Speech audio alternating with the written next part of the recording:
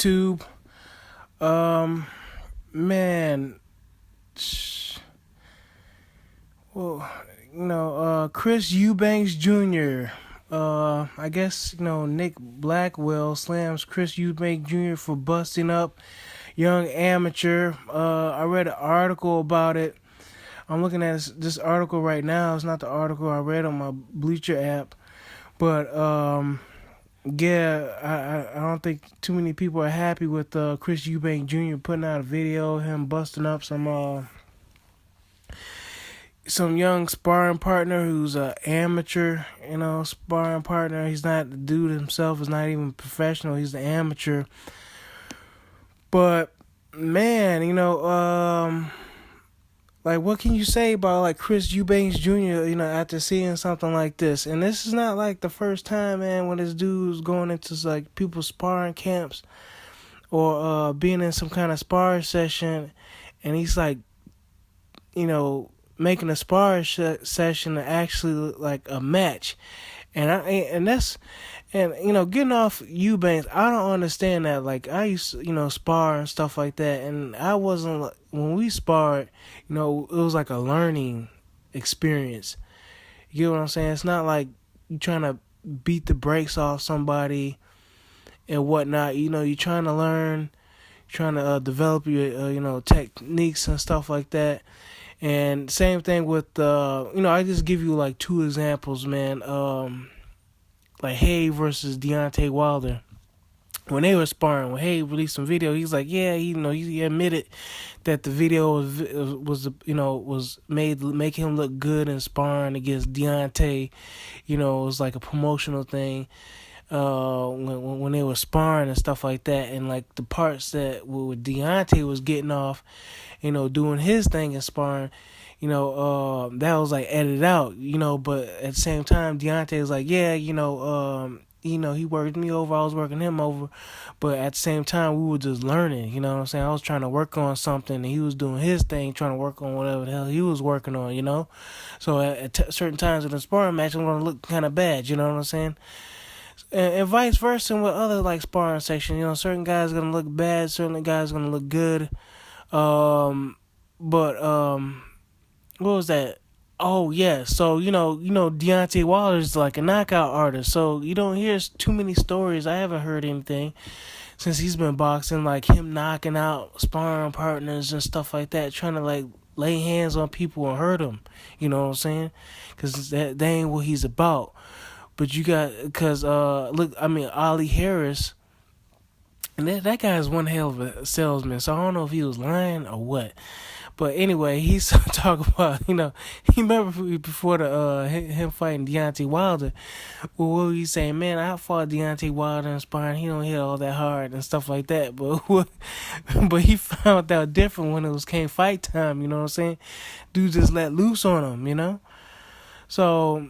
yeah, and so just based on that, man, I don't understand about some of these guys. They don't know how to spar, man. They take all these sparring sections and they make them out to be like wars, like the whole Mayweather doghouse thing. I don't get that, man. Like that, I was like, are you learning anything? Or are you just fighting because you guys like just want to run your mouths all day? So to me, man, it's unnecessary because that's not what you there for. You there to spar and to work on your reflexes, your timing and stuff like that. But like Mike Tyson said, a lot of guys say, why don't you just stay active? Actual fighting, where you actually get paid. Why don't you do that instead of trying to, a lot of these guys just want to get on television and stuff like that. And why don't you just stay active fighting professional fights and leave sparring to what it is. It's sparring. It's working on your technique and stuff like that. Another example, man. Like in like martial arts, those guys spar too, but do you think they go like full contact and stuff like that, trying to beat the hell out of each other? Just like what was like you see it sometimes like in like kung fu movies, bro. You know what I'm saying? You see sometimes in like kung fu movies, these guys be, they want to test their skills, but they don't want to take it to a level where they can hurt each other. They already know they can hurt each other, but they just want to, test their skills. They go on full speed. They pretty much touching each other, laying hands on each other, but they ain't like trying to like hurt each other. You know what I'm saying? They might hit each other every now and then, but they ain't trying to kill each other. But like just like in the but you got some people just like as like art as in life, man. You just got some people just take it too far, man. They just take it too far, and it just hurt people, man. I don't understand that, man. And so back to Chris Eubanks, man. I don't understand why. And I can see somebody say he's like, it's disgusting, but back to Chris Eubanks, man. Back to Chris Eubanks. So you got Carl Froch was mentioning this, how he had a sparring match with Carl Froch. This is the first time ever hearing it, that him and Carl Froch had it out in a sparring match. Then you got this thing happening here, and then not too long ago, what I did hear about is James DeGale having to excuse him from his gym. James DeGale had to tell Chris Eubanks to go ahead about his business because, he was sharing a ring with James DeGale. James DeGale, he was up on that level. He even before he had the championship belt, and he was trying to, Chris Eubanks was still light years behind him. Even today, man, he has a long way to go. He was trying to teach him a little something, and Chris Eubanks, trying to get it in on him. You know what I'm saying? Like, it's man, I was kind of wishing the best for this guy, but I think I'm just gonna stay on the sidelines and just watch the rest of his career. But as of now, man, I'm not a big fan of Chris Eubanks, man. That was wrong, man. You beat that dude up, and the dude didn't even look as strong as Chris Eubanks. But yeah, let me know what you think, man. Let me know what you think. Nick Blackwell, he spoke on it.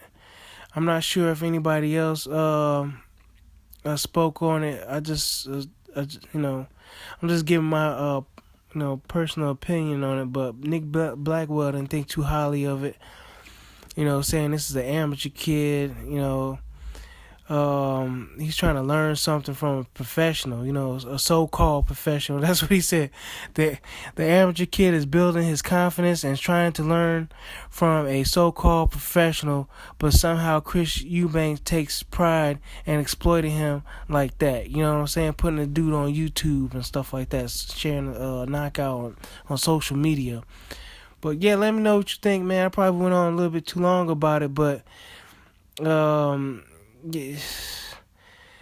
I don't know if he's trying to be too much like his dad, because his dad's talking about like call me English, and I don't know, he's got some kind of personality issue or something like that. I don't know why he would do something to somebody like that, and especially like an amateur, some lower tier dudes like picking on like a little kid or something like that, and then acting like you did something. So I think maybe the apple don't fall too far from the tree, man. Maybe the apple doesn't fall too far from the tree. I don't know Chris Eubank, the senior. It's good that he thinks highly of himself or whatever like that, but I think maybe Chris Eubank Jr., the junior, is like maybe living in the bubble, because to me, you should have a little more respect for people in general, and I don't see that, man. So far, I don't see that. Maybe I'm wrong, but yeah, if I'm wrong, man, let me know what maybe Chris Eubanks Jr. does something for kids or something like that. I don't know, for charity or something. Maybe he is a nice guy. Maybe just made a bad decision on this one. But let me know what y'all think, man. I'll catch y'all later. Bye.